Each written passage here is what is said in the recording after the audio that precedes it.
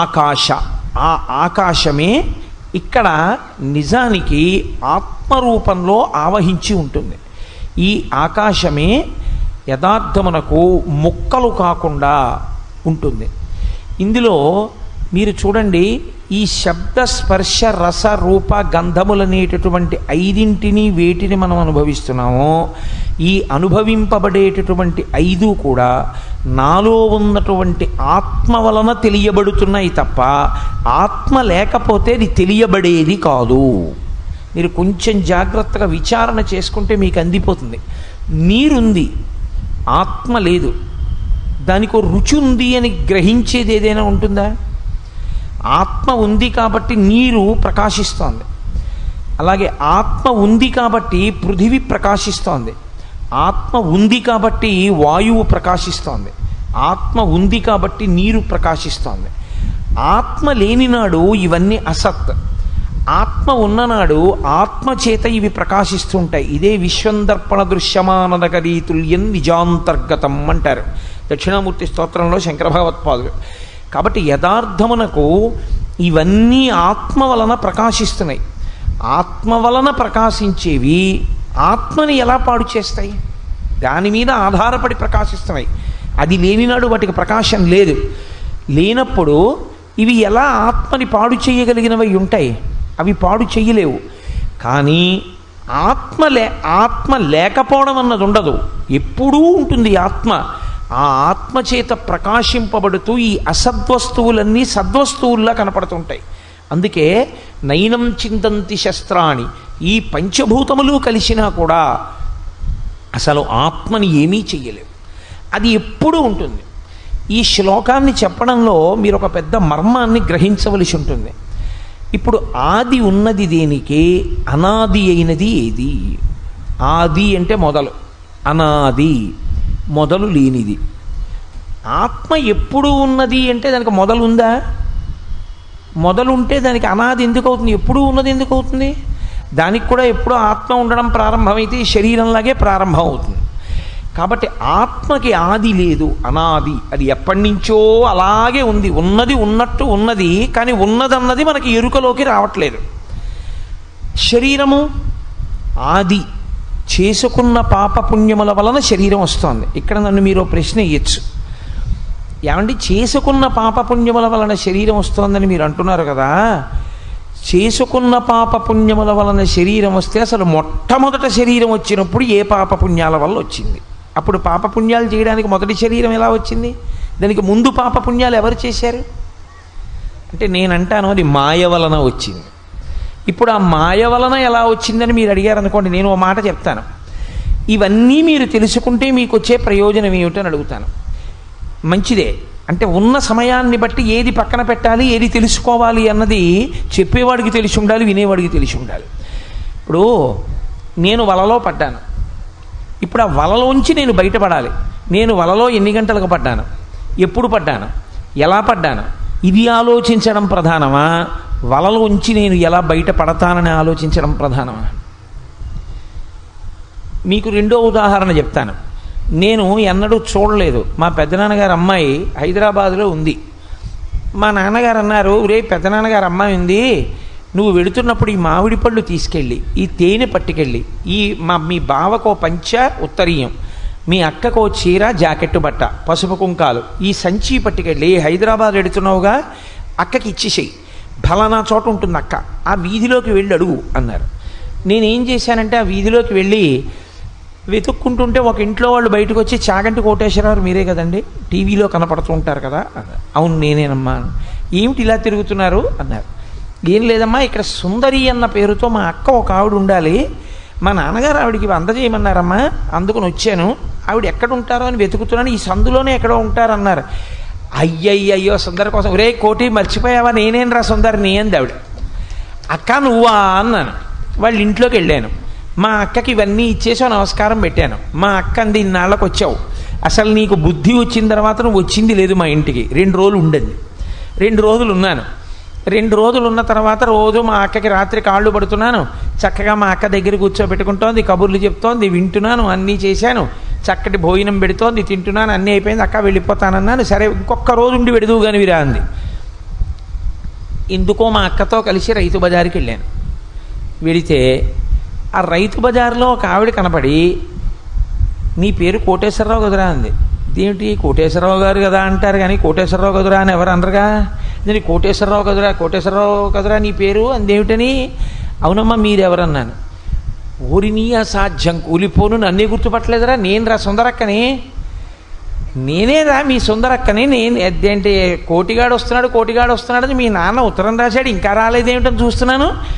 నువ్వా ఎప్పుడొచ్చావురా, అసలు ఇంటికి రాకుండా ఎక్కడ తిరుగుతున్నావు ఇక్కడ అంది. నేను ఇలా తిరిగి ఈవిడ కదా సుందరక్క అన్నాను. ఆవిడంది, నాకు ఎప్పటి నుంచో కోరిక కోటేశ్వరారు మీ ఉపన్యాసాలు విని 2 రోజులు మా ఇంట్లో అట్టే పెట్టుకుని భోజనం పెట్టాలని అవకాశం దొరికింది కదా అని నేనే మీ సుందరక్కనన్నాను. మీరు 2 రోజులు మా ఇంట్లో ఉన్నారు. మీరు చెప్పిన మాటకు పై మాట ఒకటి చెప్పాను, కింద మాట ఒకటి చెప్పాను. సంతోషంగా మీతో 2 రోజులు గడిపేశాను, నేను అక్కనే అనుకోండి అంది. ఇప్పుడు మీరు నాతో ఒకటి చెప్పండి, నేను మా అక్కే అనుకుని గడిపినటువంటి మధుర క్షణాలన్నీ నిజాలా అబద్ధాలా? అన్నీ అబద్ధాలే. మా అక్క అయితే కదా ఆవిడ అక్కలా అనిపించింది కానీ అక్క మాత్రం కాదు. అసలు అక్క తెలిసిన తర్వాత ఇవ్వడానికి చీరలేదు, బావకి ఇవ్వడానికి పంచా ఉత్తరీయము లేవు, అయినా ఆవిడే అక్క కాదు. సుఖదుఖాలన్నీ అనుభవిస్తున్నది మనసుతో కాబట్టి మనస్సే నిజమైంది అనుకోవడం ఎటువంటిదంటే, అసలు అక్క ఆత్మని విడిచిపెట్టి దొంగక్కని పట్టుకుని అక్కను కురి పెంచుకున్నటువంటి మధుర క్షణాలు లాంటివి. ఇందులోంచి బయటికి వచ్చి నిజమైన అక్క తెలిసిందని సంతోషపడాలి తప్ప ఆ అక్క వల్ల సుఖాలు పోయాయని బాధపడకూడదు. అందుకని వలలోంచి ఎంత తొందరగా బయటపడదామని ఆలోచించేవాడిలా ఆత్మవస్తువు సత్యవస్తువు కాబట్టి దాన్ని ఎరుకలోకి ఎలా తెచ్చుకోవాలని మాత్రమే మనం ఆలోచించవలసి ఉంటుంది. అందుకే అది ఆది ఉన్నది ఏది దేహం, ఆది ఉన్న దేహం ఎప్పుడు మొదలైంది అన్న దాని గురించి ఊరికే తలపగలగొట్టుకుని మొదటి జన్మ ఎప్పుడై ఉంటుందండి, ఎందుకై ఉంటుందండి, జీవుడు ఎందుకై ఉంటాడండి, అసలు ఈ చిత్తము బుద్ధి అహంకారము మనసు ఎప్పుడు ఏర్పడి ఉంటాయండి, మాయ ఎప్పుడు మొదలై ఉంటుందండి అని నువ్వు తెలుసుకునే ప్రయత్నం చేసే కన్నా ఆది ఉన్నది అంటే అంతమున్నది, అనాది అయినది అంటే అంతము లేనిది. అంతము లేనిది ఏదో అది నువ్వై ఉన్నప్పుడు నువ్వు తెలుసుకుంటే నువ్వు అంతము లేని వాడివై ఈశ్వరుడివై నిలబడిపోతావు. ఆది అయిన దాన్ని పట్టుకుని కూర్చుంటే అంతమున్నది కాబట్టి ఎప్పుడు పడుతుంటుంది వస్తుంటుంది, పడుతుంటూ వస్తుంటుంది. ఏమిటి ఉపయోగం దానివల్ల నీకు? వేదాంతమునందు సాధనకు అది మార్గం కాదు. వేదాంతమునందు సాధన అన్న మాటకు అర్థం ఏమిటంటే, ఎప్పుడు జ్ఞాపకం పెట్టుకోండి, ఇప్పుడే కాదు, వేదాంతమునందు పరీక్ష ఒక్కటే.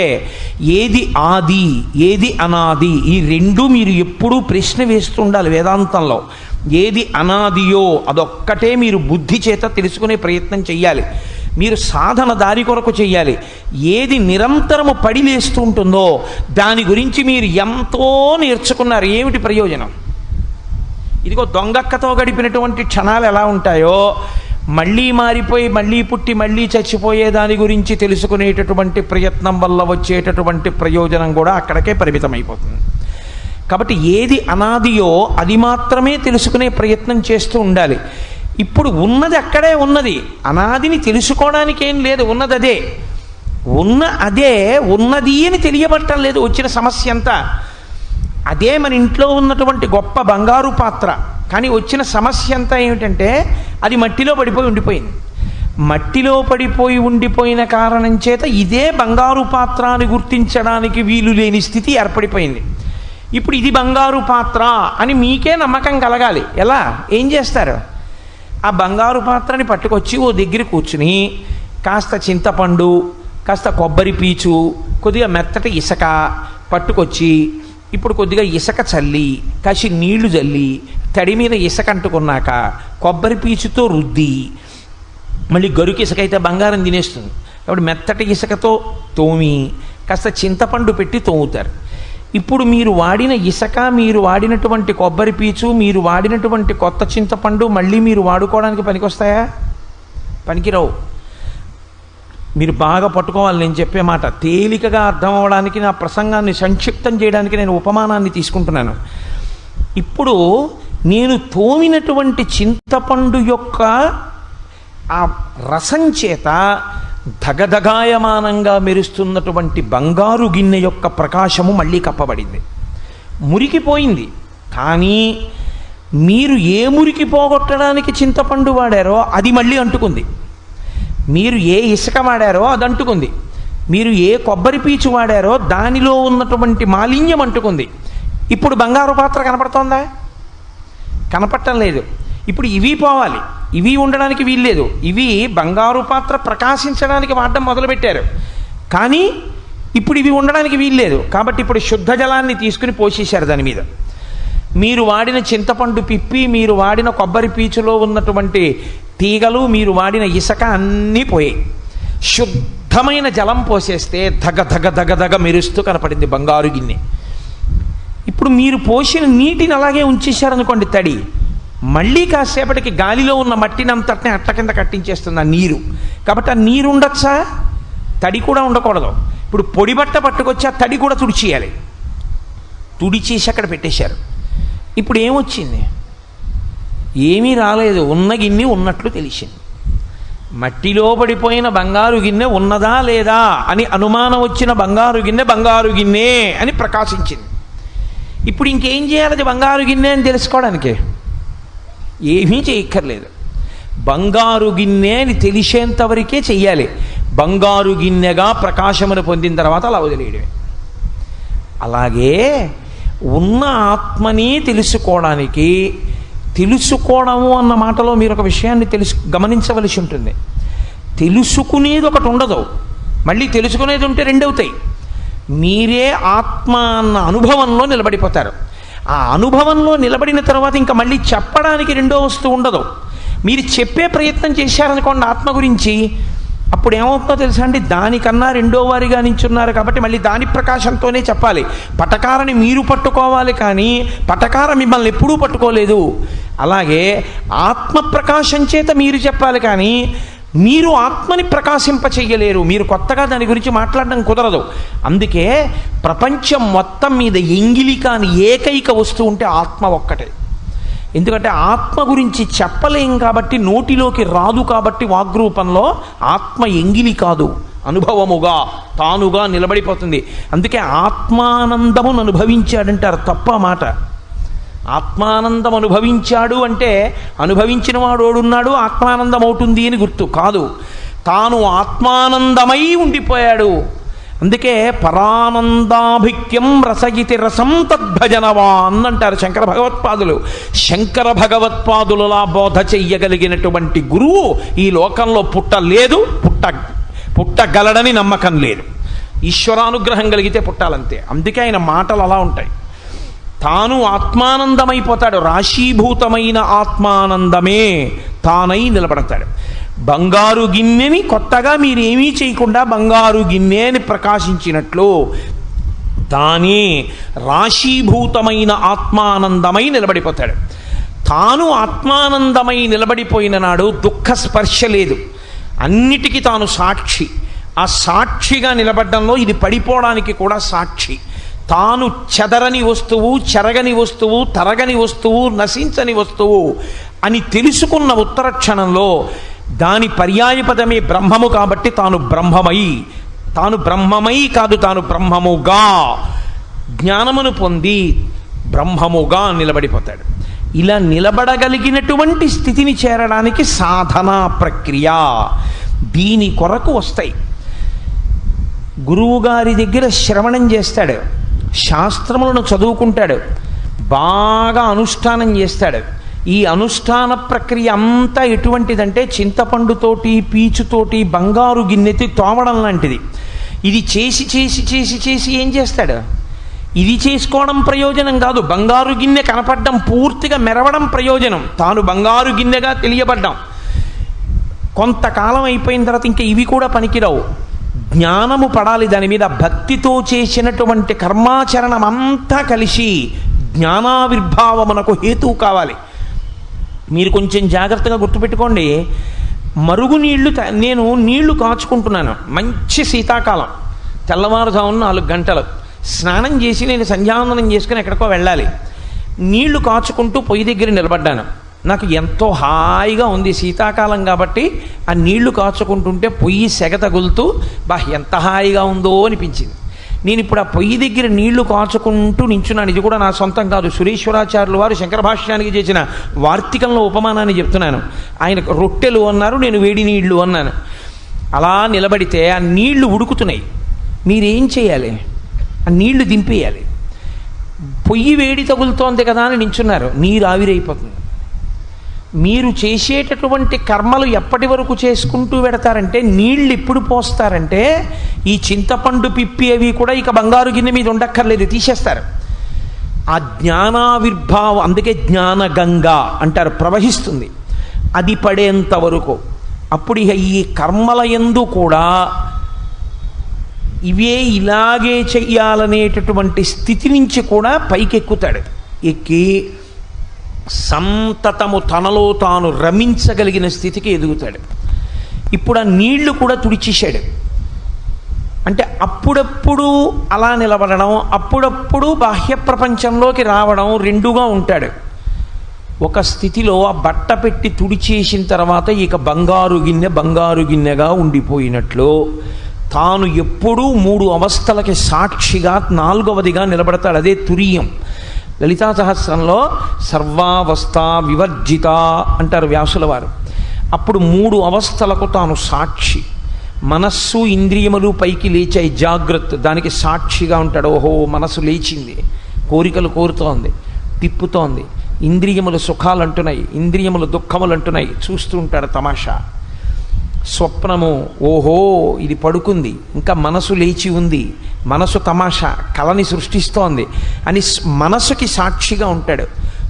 సుషుప్తి, ఈ మనస్సు ఇంద్రియాలు ఆత్మలోకి వెళ్ళిపోయి ఏ అలజడి లేకుండా ఆత్మ ఒక్కటే ఉంటుంది. ఆ సుషుప్తి యందు ఓ మనసు ఇంద్రియములు కూడా లయమైపోయి ఇప్పుడు ఆత్మ ఒక్కటిగా నేనున్నాను, దానికి కూడా సాక్షిగా ఉంటాడు. అందుకే రమణ మహర్షి దగ్గరికి వెళ్ళి, రాత్రి బాగా నిద్ర పట్టిందా అంటే, రాత్రి ఇది బాగా నిద్రపోయింది అనేవారు. అంటే ఎప్పుడూ ఆయన సాక్షియే. ఇది అద్వైత సిద్ధాంతమనందు భగవద్గీత యొక్క చరమ ప్రయోజనము. ఆ స్థితికి ఎదిగిపోయినప్పుడు సాక్షిగా తాను నిలబడతాడు. ఈ సాక్షిత్వమును ఎవడు పొందాడో వాడు ఆత్మ అయ్యాడు తప్ప, నాలా శ్లోకం చెప్పి నాలా ఉపన్యాసం చెప్పినటువంటి వాడు ఆత్మ అయిపోయిన వాడు కాడు. ఎవడు ఆత్మగా నిలబడగలిగినటువంటి ప్రజ్ఞ సంపాదించాడు అంటే తాను అలా వెనక్కి అడుగులు వేయడం రావాలి. అందుకే ఈ సాధన యందు ఏమవుతుందంటే నిశ్శబ్దం.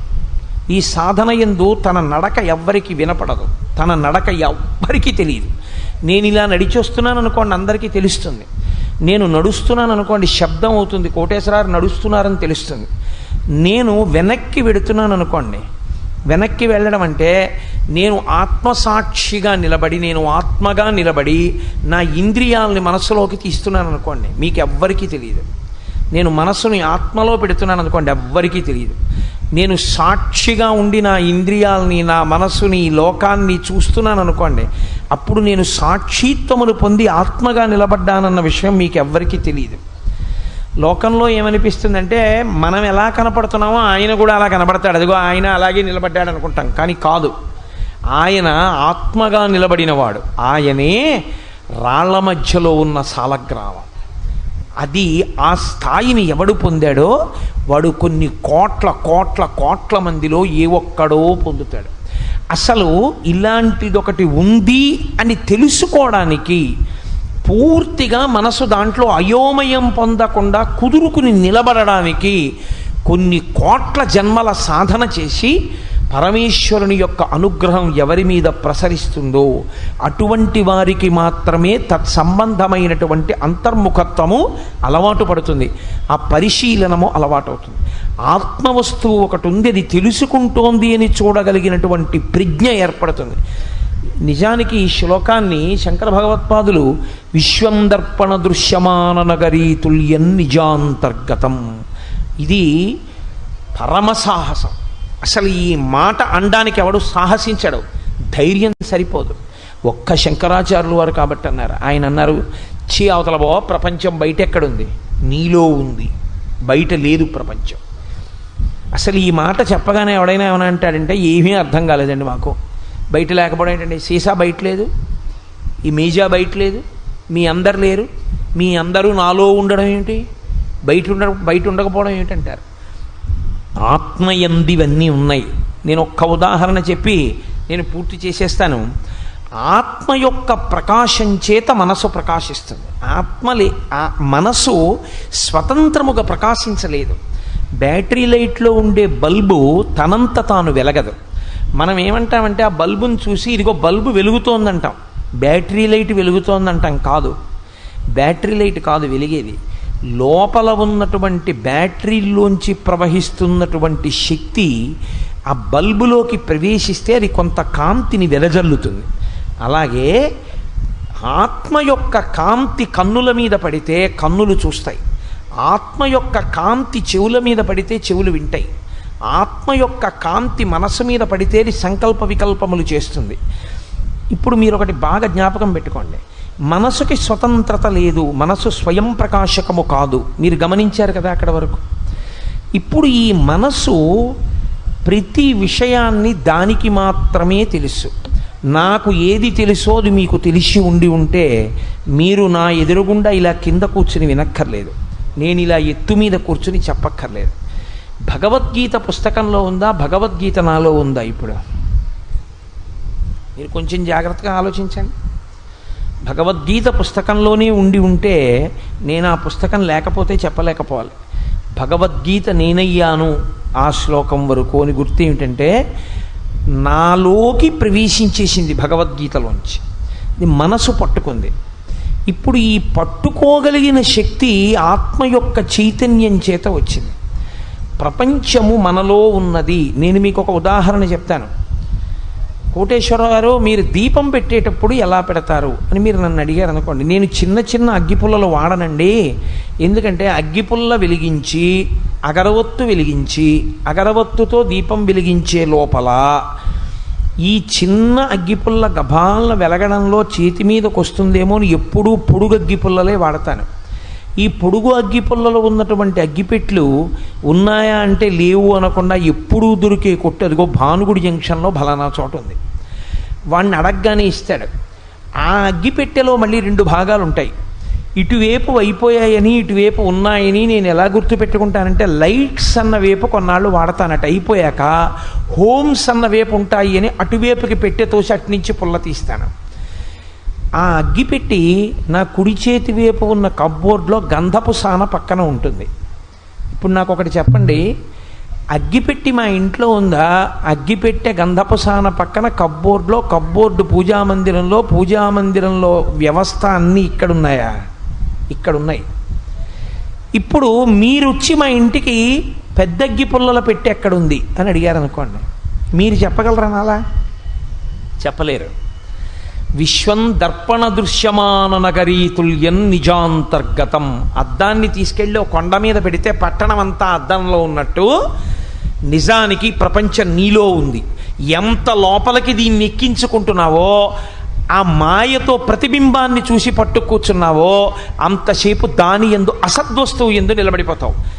అసలు దేని యందు నిలబడుతోందో దాని గురించి విచారణను మొదలు పెడితే ఇది నిలబడుతున్నది మనసు యందు, ఈ మనసు నిలబడింది ఆత్మ యందు. కాబట్టి ఆత్మ ఒక్కటే సత్య వస్తువు, అది సాక్షి, అది తెలుసుకుంటోంది, అది ఎప్పుడూ ఉంది. ఎప్పుడూ ఉన్న దాన్ని వదిలిపెట్టి ఎప్పుడూ ఎప్పుడూ ఉండని దాన్ని సత్యం అనుకుని నువ్వు పొరపాటు పడిపోతున్నావు. ఈ పొరపాటు మారాలంటే అభ్యాసం చెయ్యాలి, సాధన చెయ్యాలి. ఈ సాధనయే గురుముఖతః శ్రవణం. అందుకే ఇది భగవద్గీతాసు ఉపనిషత్సు. ఉపనిషత్ అంటే గురువుగారికి దగ్గరగా కూర్చోవడం. గురువుగారికి దగ్గరగా కూర్చోవడం అన్న మాటకు అర్థం ఏమిటో తెలుసా అండి? ఈ సభలో ఇన్ని వేల మంది జనముండగా నేను చెప్పి ఉండొచ్చు, కానీ నిజంగా దీన్ని సాధన చేసే ప్రయత్నం ప్రారంభించేవాడు ఇందులో ఏ ఒక్కడో ఉంటాడు. ఆ ఒక్కడే ప్రయత్నం ప్రారంభం చేస్తాడు.